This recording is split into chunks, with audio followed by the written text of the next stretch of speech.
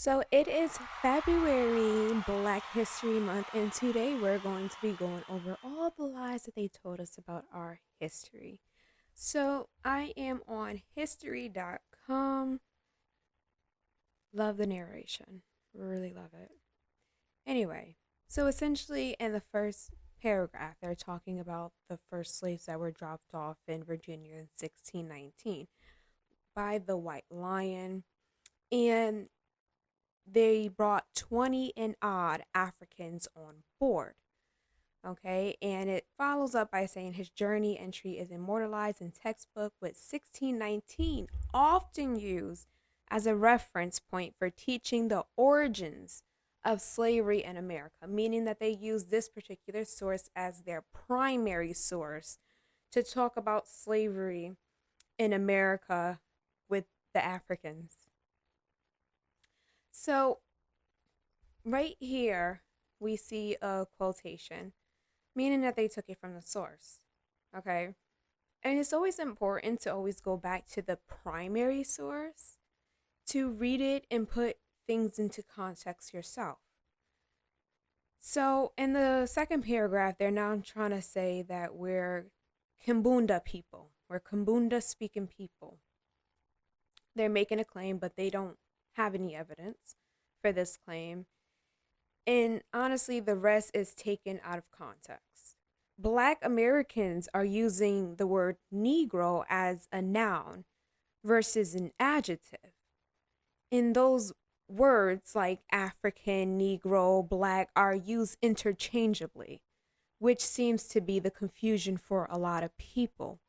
But when we're talking about the culture, the origins of Black Americans, that is here in America, nowhere else. You closed it off from the original source and then you put Africans. But the primary source says 20 and odd Negroes. There's a difference in that. And there's a difference, and you can understand that there's a difference when you understand the basics of language. So, language is defined as a way to communicate with something or someone. Language can thus change over time due to assimilating a new culture, adopting other cultural words, and environment. Language can be practiced many different ways through tone, body, gestures, art, sound, etc. When it comes to the words like Negro, nigga, nigger, negra, all have different meanings with the illusion of parallel lines. Some words might have something in common while others are used entirely in a different way, but have similar sound and or spelling. Negro, negra can be found in languages such as Spanish. Negrum can be found in Latin, and nigger, nigga, negro can be found heavily used in America. In literatures from the 1800s to current language today. Over time, the tone also changed from an adjective to a noun to a word with ill intention to accepting defeat. We can assume that this is due to adopting other cultural words, as this was not a common word for the English, nor the French, nor the Dutch. Adopting words from other cultures can also change the meaning, spelling, over time depending upon its usage. This word in all formats has been heavily associated with Black people, not a specific group of Black people, but just anybody who has a deep pigmented complexion. Over time, this Negro, negra, nigger, nigga has become synonymous with all Black persons from all cultures, stripping people from their culture and rightful identity, such as the quote unquote Negro Americans. Now, again, we went over the basics of language and how people tend to adopt other cultural words, and then how they tend to start applying it to anybody because now it has a different meaning it has changed over time because this person adopted it and turned it into something else. I mean, you hear Black Americans say we took the word nigga and turned it into, that's a language change. But originally, we can say the origins did come from the Spanish. But over time, it had become adopted into other cultures and turned into something else with ill intention, to to be an adjective, because over time Black Americans did lose their rightful identity. Um, some will argue and say that we're Indians. I see the word Indians in regards to we were already here, which is true. But our ancestors did not describe themselves as Indians. Okay? Essentially we adopted names when we started to integrate into their system. You know, when Black Americans were delineating away from everybody, you know, that was honestly the first step, because we do have to realize that we are a separate group of people and we're not just anybody.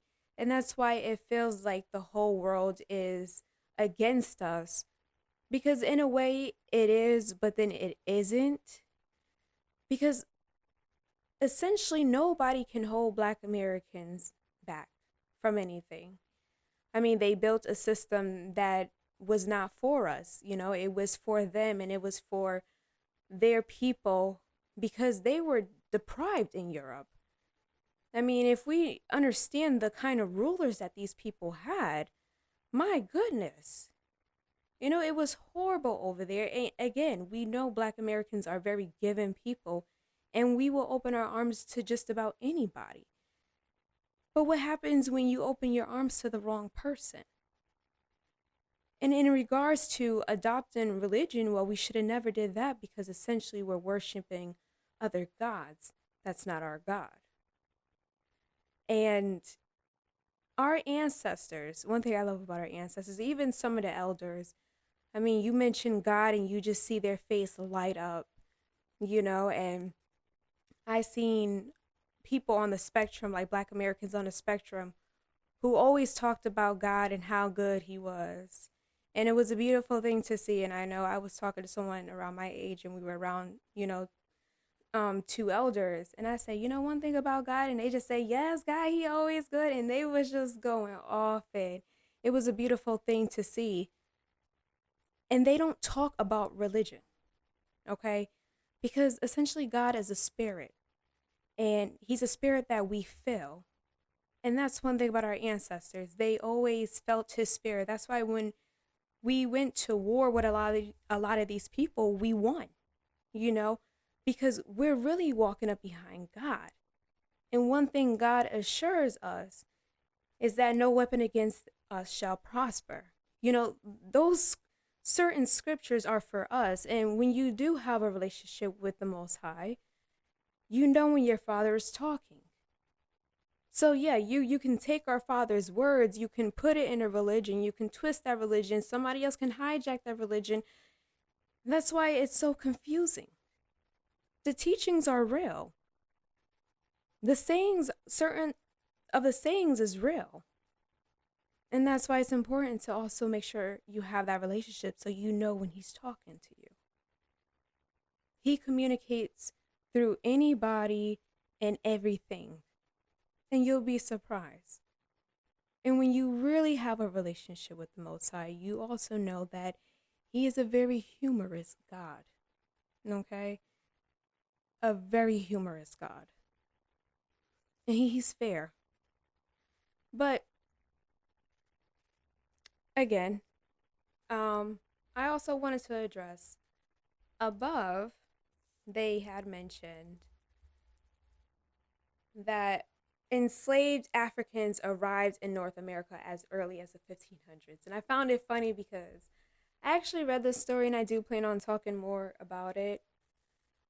But as you can see, this is Giovanni. He was a Frenchman and he was sailing from the North Carolinas all the way up to Maine. And he was describing the people, his experience. One of my favorite journeys of his is when they wanted to trade with some of the people that they seen. Again, they called us different things. So they wanted to trade, but our people were kind of hesitant.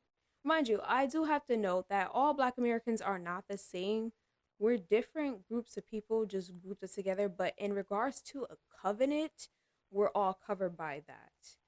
But like I said,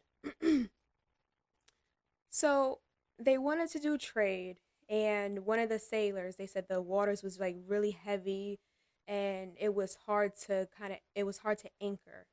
So one of the young sailors from the European ship had swam over, and the wave had took him. So he washed up on shore, and he looked dead, like he was no longer alive. So they said our people dragged him and put him near the fire. And his men are standing at the ship, and they're like, "Oh, are they gonna eat him?" Like they were worried, so they're just all watching. And they say, within a few days, the sailor looked like he was back to health. They stayed with him. They put him by the fire. They warmed him up, and they said that we had looked interested in their white skin in regards to kind of like what's this? And they also said that some of our ancestors would take their little paddle boat, their canoes that they would build, and go up to the ships and just look at the men. They said they were amused by our complexion, and they would start laughing and pointing. And they would go back and gather more people just to come to the ship and just look and laugh. And then they will board the ship and see what they have for trade. So it was really funny and it was really interesting. But as you can see on page 5, the complexion of these people is black, not much different from that of the Ethiopians. Their hair is black and thick and not very long. It is worn tied back up on the head in the form of a little tail. In person, they are of good proportions, of middle stature, and a little above our own. Broad across the breast, strong in the arms, and well formed in the legs and other parts of the body. The only exception to their good looks is that they have broad faces, but not all. However, as we see many that had sharp ones with large black eyes and a fixed expression. Yes. So there is more to come, more interesting things to come, definitely. This is just, I wouldn't even say a fragment. This is just a little, okay. Um, but I wanted to go over this to essentially show you where you can spot the little lies. People tend to overlook the little lies. And those little lies can turn into the biggest chaos you can imagine. So it's always good to make sure that we tell the entire truth, not just the little bit. So, yeah. And again, Negroes and African are not synonymous. They change, there's a language change. All right, language changes over time. And Black Americans essentially are not using black as a, yeah, like, nigga, you see my skin color. No. It's, oh no, I'm black culturally. Okay. And even then, we're not black, we're copper colored people. But that's a different conversation. So happy Black History Month. Let's get to debunking these lies and get into the truth about our ancestors.